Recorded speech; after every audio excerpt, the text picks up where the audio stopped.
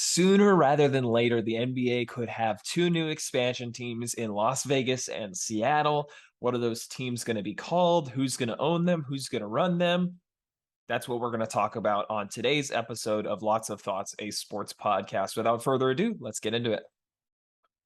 Thank you for tuning into this episode of Lots of Thoughts, a sports podcast. You can find us on socials at Lots of Thoughts Sports on Instagram, at Lots of Thoughts Sports on TikTok, at LOT Sports Pod on Twitter, Lots of Thoughts, a sports podcast on Facebook.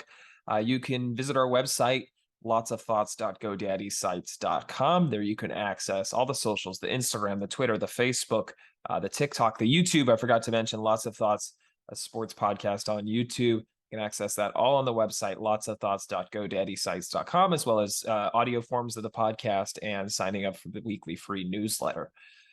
So, with the housekeeping out of the way, this is an interesting topic I wanted to talk about this week, and it became kind of popular from a tweet from Willie G. Hernandez from the Associated Press, which he later on deleted. So we really don't know how authentic this is, but at least it's a somewhat reputable source putting the information out there.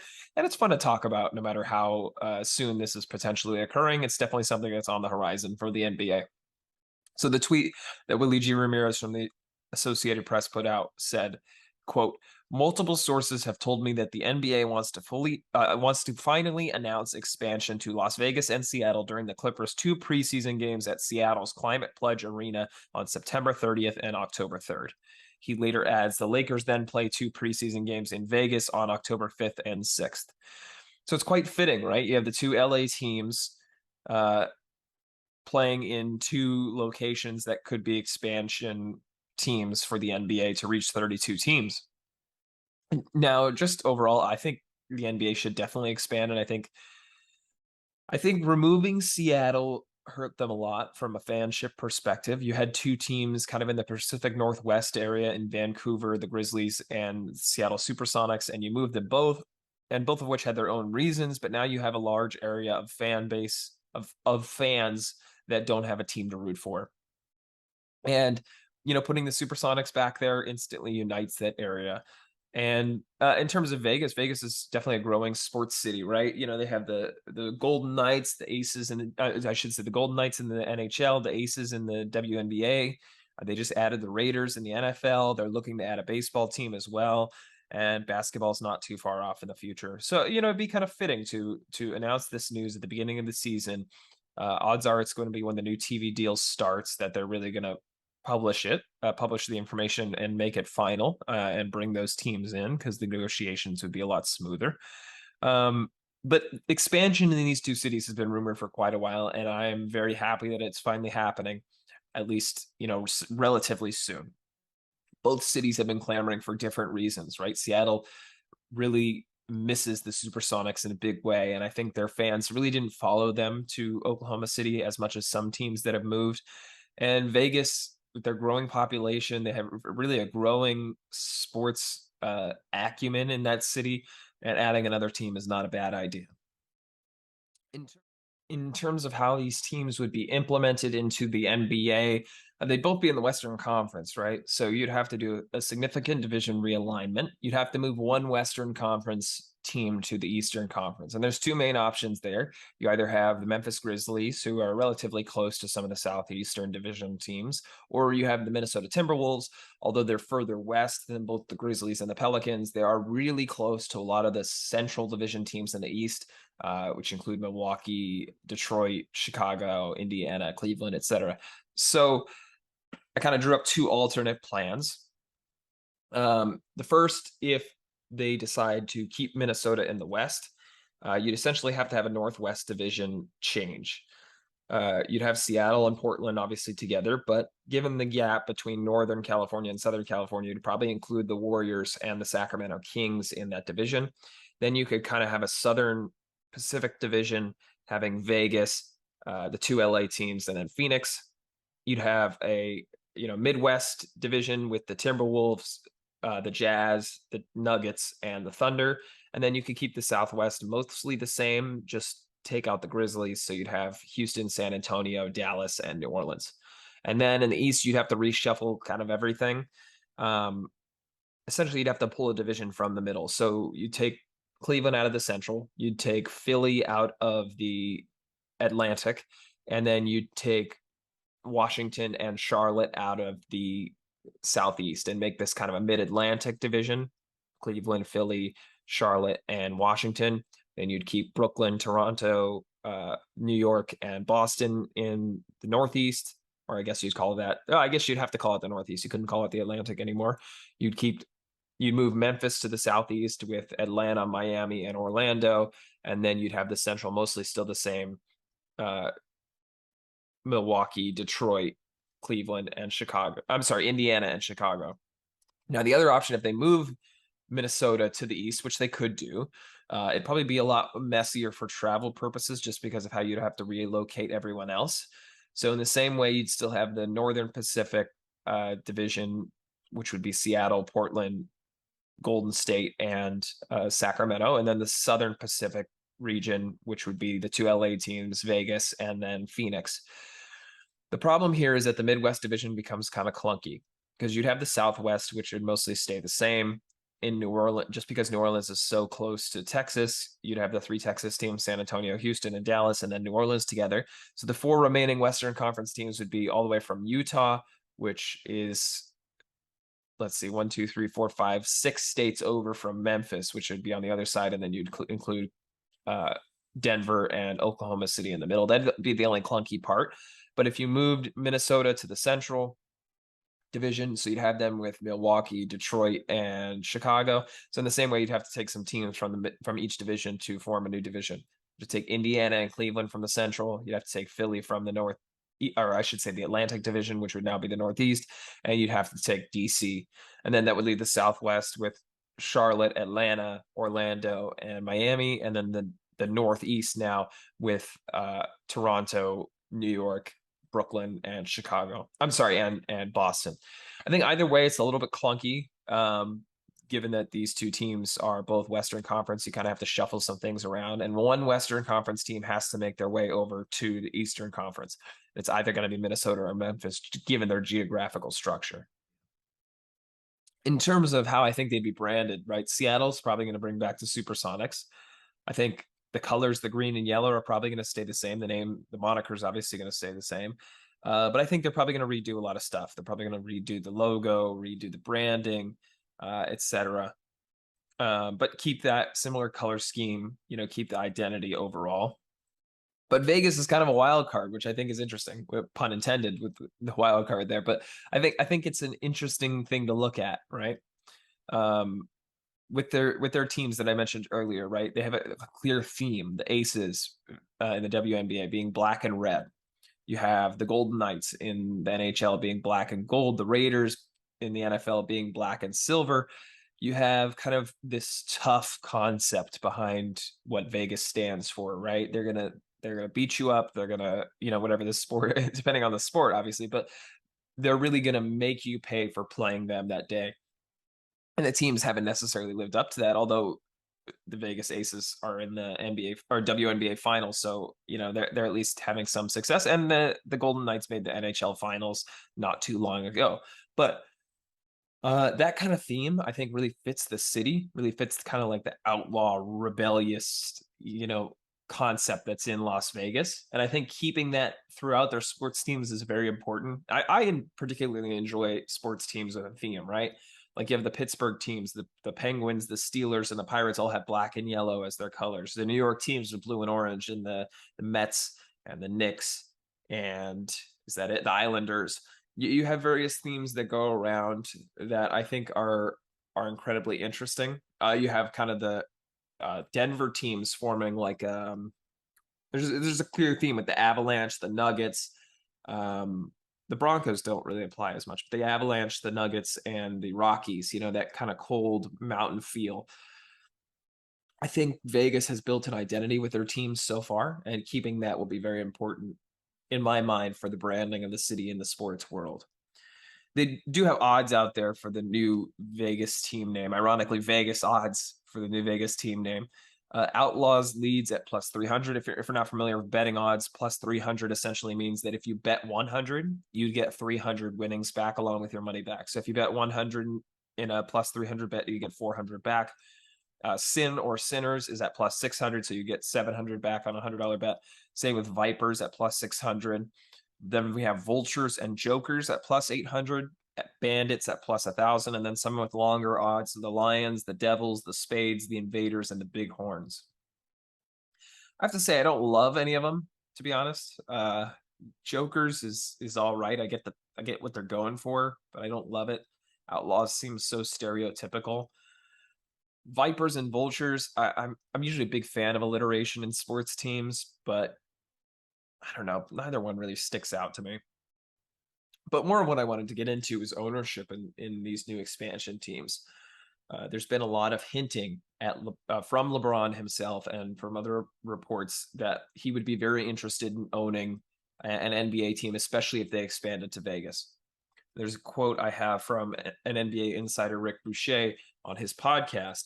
The quote is: LeBron James apparently is in the pole position to be the owner of the Las Vegas expansion franchise when Las Vegas and Seattle, which I'm told is going to happen as soon as the next TV deals are in place, that those franchises are going to be added to the equation, which has a whole lot of repercussions, including the timing of when LeBron decides to step aside and become an owner rather than a player. And I think there's an interesting dynamic here in LeBron taking over a team. You've seen throughout his career that he's definitely had his fingerprint on the teams that he's played on, whether it's been Cleveland the first time, whether it's been, orchestrating the Big Three's move to Miami, whether it's bringing Kevin Love to Cleveland and surrounding him with, different rosters and changing the entire rosters halfway through the season, whether it's been with the Lakers, going into a young team, then getting one of his good friends in Anthony Davis, then bringing in Russell Westbrook to be a third star, right? He's had kind of his hands on building every team that he's been on, and that's why a lot of fans refer to him as being the GM of a lot of his teams. I don't think it's quite that dramatic, but he's definitely had a hand in it. And it's not a surprise that he would want to be in ownership for that reason, right? It's right in the track of what you could see LeBron James doing.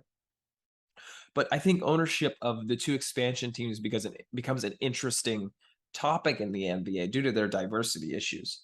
So the NBA has ownership diversity issues, not as bad as some of the other major league sports in North America, like Major League Baseball, like the National Basketball Association. I'm sorry, like the NFL, National Football League. In terms of minority ownership, the NFL has two majority team owners who are minorities, neither of which are African American, even though the league is 70% Black. And those are Shad Khan, who's the Jaguars, who's Pakistani American, and Kim Pagula of the Buffalo Bills, who identifies as Korean American. And you see such a big discrepancy in ownership, and that's led to a lot of coaching and management decisions, right? If older white guys own the team, they're going to hire older white guys to run the team, and they're going to hire older white guys to coach the team. And it's why you don't have a lot of minority coaches in the NFL today. In the MLB, it's a similar story, right? Now that Derek Jeter's divested his stake in the Marlins, there's no minority owners. It's all a bunch of rich white guys, right? So you have less diversity among decision makers on Major League Baseball teams. And the NBA, although slightly more diverse, they have one minority owner, and that's Michael Jordan and the Charlotte Hornets, right? So the difficult part of minority ownership in every sports league is improving the rates is incredibly difficult because they're private entities, right? If I own, I don't know, the Detroit Lions, right? And I want to sell the Detroit Lions, I can choose who I sell them to. It doesn't matter the offers that come in. It doesn't matter who's offering them. I can pick that. And so if the owner is an old rich white guy, he's likely going to have friends that are old rich white guys. And so that transfer never happens to minority ownership. And you can't force someone to sell their business to, a certain person based on the color of their skin, which I understand. But there's definitely ways you can go about, getting more minorities owners in, because it's better for the sport overall, especially with sports growing in diversity. You want ownership to better represent that, and management and decision makers to better represent that diversity in each league. So the best solution in my mind to help combat this problem is when a league has league or team ownership. So think of when the Hornets were owned by David Stern in the NBA back when they tried to trade Chris Paul to the Lakers and that whole scandal happened, or when Donald Sterling lost the Clippers for his racist comments. The NBA takes ownership of that team and then can sell that team to the next, person that comes along to bid. But if the NBA owns that team, or whatever league owns that team because of whatever scandals happen, because they forced the owner to sell the team, they can choose who to sell the team back to, right? It can be a minority. It can be someone who maybe doesn't offer as much, but brings more diversity to the table. I should say, who doesn't offer as much financially, but does bring more diversity to the table. And the NBA opted in the opposite direction, right? The Clippers owner, Steve Ballmer, is the richest in professional sports, but he's another old, rich white guy.